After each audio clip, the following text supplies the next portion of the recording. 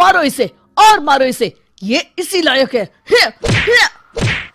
अरे मारो यार। सरपंच जी, कालिया को चोरी करते हुए हम सब ने रंगे हाथ पकड़ा है। अब इसे गांव से बाहर निकाल देने में ही हम सबकी भलाई है। तो देर किस बात की है, अभी इसे धक्के मार के इस गांव के बाहर का रास्ता दिखा दो। अरे सरपंच ऐसा मत करिए, मुझे एक मौका और दीजिए, मैं दोबारा कभी चोरी नहीं करूंगा। लेकिन गांव वाले उसकी एक नहीं सुनते और उसे मार मार के गांव की सीमा के बाहर निकाल देते हैं। मेरी कमर दर्द के मारे मेरी जान निकली जा रही है। कमबख्तों ने जम के धुलाई की है मेरी। अरे भगवान करे इनके गांव में भूचाल आ जाए, धरती फट जाए और सब गांव वाले उसमें समा जाए। चलते चलते कालिया जंगल में पहुंच जाता है। उसे वहां एक प्रयोगशाला दिखाई देती है। अरे इस जंगल में ये अजीब सा दिखने वाला घर किसने बनाया है, चल कर देखना पड़ेगा। कालिया प्रयोगशाला के पास चला जाता है। दो वैज्ञानिक प्रयोगशाला में बातें कर रहे होते हैं। बधाई हो डॉक्टर चमन, आखिरकार हम दोनों ने मिलकर एक ऐसी घड़ी का आविष्कार कर लिया है जिसे पहनकर कोई भी इंसान गायब हो सकता है। हाँ, तुमने बिल्कुल सही कहा डॉक्टर जर्माटो। अब कल सुबह ही हम इस जंगल से निकल जाएंगे, लेकिन उससे पहले आज रात के खाने का बंदोबस्त करते हैं। हाँ, मुझे तो बड़ी जोरों से भूख लगी है, चलो चलते हैं। दोनों वैज्ञानिक वहां से चले जाते हैं। उनके जाते ही कालिया प्रयोगशाला में दाखिल होता है। अच्छा, तो ये बात है। कालिया बड़े से कांच के अंदर रखी घड़ी को बाहर निकाल लेता है और अपनी कलाई पर बांध लेता है। फिर घड़ी में लगा बटन दबा देता है। कालिया को एक जोरदार झटका लगता है। कालिया अपने आप को आईने में देखता है तो उसका पूरा शरीर पूरी तरह से गायब हो चुका होता है। अब तो जो चाहे वो कर सकता हूँ। सबसे पहले मैं उन सभी को सबक सिखाऊंगा। गांव वालों, मैं आ रहा हूँ। कालिया गांव की ओर चल पड़ता है। थोड़ी देर के बाद दोनों वैज्ञानिक वहां आते हैं। अरे ये क्या, लगता है कोई हमारी घड़ी चुरा कर ले गया है। ये देखो पैरों के निशान। अब क्या होगा, अगर वो घड़ी किसी गलत हाथों में पड़ गई तो अनर्थ हो जाएगा। तुम चिंता मत करो, हमारी घड़ी में जो बैटरी लगी है ना, वो सिर्फ 24 घंटे चलेगी। उसके बाद वो घड़ी काम करना बंद कर देगी। उधर दूसरी तरफ गांव में सरपंच अपने घर में सो रहा होता है। तभी एक आहट से उसकी नींद खुल जाती है। अरे कौन है वहाँ? बड़े मजे से सो रहा है, आज मैं तुझे नहीं छोड़ूंगा। कालिया पास में पड़ा डंडा उठाकर सरपंच की पिटाई शुरू कर देता है। ये ले, ये ले, तू इसी लायक है, ले। आप मर गए।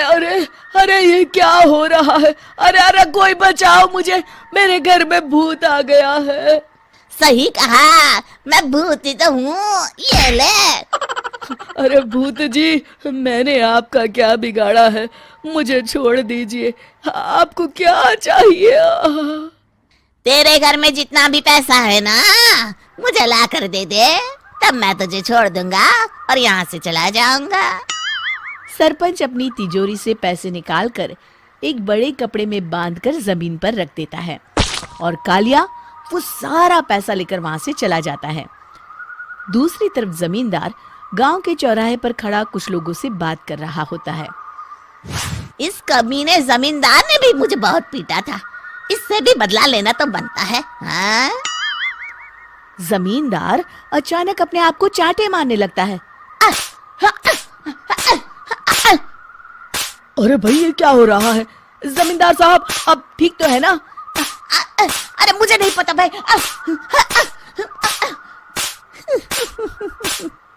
अरे मर गए रे, ये तो पक्का किसी भूत प्रेत का काम है। जमींदार के अंदर कोई भूत आ गया है। इससे पहले कि ये हमारे अंदर आ जाए, मनोहर भाई अपनी जान बचानी है तो भागो यहाँ से। ये क्या? अरे बाप रे बाप, मुझे तो भूतों से बड़ा डर लगता है। मैं तो चला यहाँ से। अगली सुबह इस घटना से पूरे गांव में दहशत फैल जाती है। सभी गांव वाले आपस में बात करने लगते हैं। अरे भाई, पता नहीं कहाँ से हमारे गांव में एक भूत आ गया है। उसने कल रात को सरपंच और जमींदार की खूब पिटाई की और उनके सारे पैसे भी लेकर चला गया। हाँ भाई हाँ, ये भूत तो मुझे बड़ा अजीब लगता है। मेरी समझ में नहीं आता कि भूत उन पैसों का करेगा क्या। अरे तेल में पकोड़े बना के तलेगा बेवकूफ। इस बात की चिंता करके कहीं वो भूत हमारे घर में ना आ जाए। तुम बिल्कुल सही कह रहे हो आर्या, मैं भी इसी बात से घबरा रहा हूँ। अच्छा, अब मैं अपने घर जा रहा हूँ। तुम सब भी अपने अपने घर चले जाओ। उस भूत का कोई भरोसा नहीं है। हाँ। तीनों वहां से चले जाते हैं। दूसरी तरफ कालिया सारे पैसों को एक खंडर में छुपा देता है।